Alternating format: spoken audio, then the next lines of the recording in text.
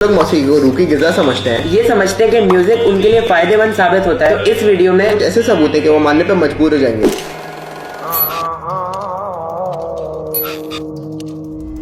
Music की तह में घुसने से पहले हम एक हार्मोन के बारे में जानेंगे। हमारे दिमाग में बहुत से हार्मोन होते हैं, जिसमें से एक हार्मोन जिसका नाम डोपामीन है, जो कि न्यूरोट्रांसमीटर के तौर पे काम आता है। न्यूरोट्रांसमीटर हमारे दिमाग एक खास किस्म के सेल से बना होता है, जिसे हम नर्व सेल्स या न्यूरॉन्स कहते हैं। हमारे दिमाग में तकरीबन 100 बिलियन न्यूरॉन्स होते हैं। एक न्यूरॉन दूसरे न्यूरॉन को इलेक्ट्रोकेमिकल सिग्नल के जरिए मैसेज पहुंचाता है। एक न्यूरॉन के एंड और दूसरे न्यूरॉन की बिगिनिंग बीच में एक छोटा सा गैप होता है, जिसको हम स्नैप्स कहते हैं। अब डोपामीन को स्नैप्स में स्टोर या जखीरा किया जाता है जब तक इसकी रिलीज होने की डिमांड ना हो। अब इस प्रोसेस को एक्सोसाइटोसिस कहते हैं। हमारे हर इमोशन के लिए एक हार्मोन का ग्रुप होता है, और इसी तरह खुशी के लिए डोपामीन रिस्पॉन्सिबल होता है। डोपामीन हमारे फिजिकल यानी जिस्मानी और कॉग्निटिव यानी ज़हनी फंक्शंस पर जबरदस्त असर रखता है। रिवॉर्ड और प्लेजर से होने वाली फीलिंग के लिए रिस्पॉन्सिबल होता है। इसलिए से ज्यादातर प्लेजर न्यूरोट्रांसमीटर भी बोलते हैं। मॉन्ट्रियल की एक यूनिवर्सिटी मैकगिल को एक रिसर्च से पता चला कि जब एक आदमी गाने सुनता है तो हमारे दिमाग में डोपामीन रिलीज होता है। अब आप सोच रहे होंगे कि अगर हमारे ब्रेन में म्यूजिक सुन के डोपामीन रिलीज होता है, इससे नुकसान ही क्या है। अब मैं आपको ये बात बताता चलूं कि इस्लाम में सेल्फिशनेस या खुदगर्जी का कोई एलिमेंट नहीं। अब डोपामीन के साथ मसला ये है कि डोपामीन की जो ओवर ड्राइव है वो आपको सेल्फिश करती है। डोपामीन आपको किसी और की भलाई करने पे नहीं मिलती। मतलब अगर आप किसी को इमदाद भी दे दें तो आपको सेरोटोनिन मिलता है, डोपामीन नहीं। डोपामीन आपको तब मिलेगा जब कोई बंदा आपकी तारीफ करता है, आपको इनाम दे दे। अब ये तो हमने डोपामीन और म्यूजिक को साइंटिफिक तौर पे समझ लिया। अब हम म्यूजिक के मुतालिक जो भी हदीसें हैं उनमें से कुछ पर हम नजर डालेंगे। हमारे पैगंबर हजरत मोहम्मद सल्लल्लाहु अलैहि वसल्लम ने फरमाया, मेरी उम्मत में से कुछ लोग शराब पियेंगे और उसका नाम कुछ और कहेंगे। इनके सरों पर बाजे बजाए जाएंगे और गाने वाली औरतें गाएंगी तो अल्लाह ताला उन्हें जमीन में ढसा देगा और इनमें से बाज को बंदर और सुअर बना देगा। अब आप ये बात सोचेंगे हमारे पैगंबर हजरत मोहम्मद सल्लल्लाहु अलैहि वसल्लम को ये बात 1400 से भी ज्यादा साल पहले कैसे पता थी कि हमारे सर पे गाने बजाए जाएंगे, बाजे बजाए जाएंगे, जिनकी जिंदा मिसाल एयरफोन्स और हेडफोन्स हैं। इसी तरह से हमें एक और भी हदीस मिलती है, मेरी उम्मत में से कुछ लोग होंगे जो ज़िना को, रेशम के पहनने को, शराबे पीने को और म्यूजिकल इंस्ट्रूमेंट्स का इस्तेमाल करने को जायज समझेंगे। तो अगर मैं इन सबका खुलासा करता चलूं तो इन साइंटिफिक एविडेंसेस से, इन हदीसों से ये बात तो साबित है म्यूजिक के फायदे से ज्यादा नुकसान है। इनकी जगह आप अंग्रेज मौसीकारों में भी देख सकते हैं, जिनके पास पैसा, घर, गाड़ी, जहाज, शोहरत सब है, लेकिन वो फिर भी डिप्रेशन, एंजाइटी और दीगर मेंटल प्रॉब्लम्स का शिकार है। अब ये उस मुकाम पे सैटन वर्शिप, शैतान की पूजा करके कैसे पहुंचता है, इसके बारे में किसी और वीडियो में बात करेंगे। अब ये वीडियो से कुछ लोग मुतासिर होंगे और कुछ लोग नहीं। मेरा काम तो सिर्फ आपको कयामत से पहले आगाह करना था। इन वाज़ेह एविडेंसेस को मानना न मानना आपका काम है।